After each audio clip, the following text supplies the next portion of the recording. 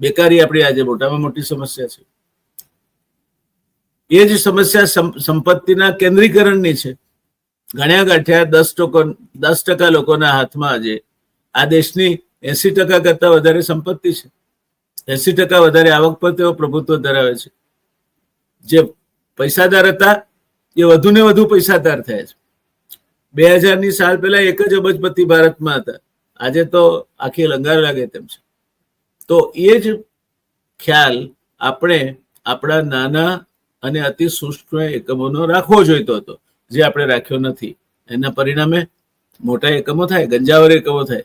પણ 1 કરોડ રૂપિયાના રોકાણ દીઠ તમે જો કાઢવા જાઓ આંકડો, તો મોટા મોટા પેટ્રોકેમિકલ કોમ્પ્લેક્સમાં 5 કરોડના રોકાણ દીઠ એક માણસને રોજગારી આપે તેટલો આંકડો આવે.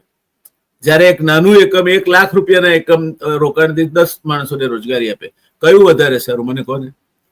અને આ નાના એકમો આજે દેશનું 35% ઔદ્યોગિક ઉત્પાદન તો આજે કરે છે. પહેલા 40% કરતા વધારે કરતા. દેશની જે નિકાસ થાય છે, સીધી ને આડકતરી નિકાસ, એ બંને ભેગી કરો તો લગભગ 50% માલ લઘુ ઉદ્યોગો બનાવે છે એન્સિલરી એકમો તરીકે. તો એ ગુણવત્તા એક્સપોર્ટ બજારમાં જાળવી શકે છે, ઘર આંગણે જાળવી શકે છે. એને મારી રાખવાનો શું જ છે?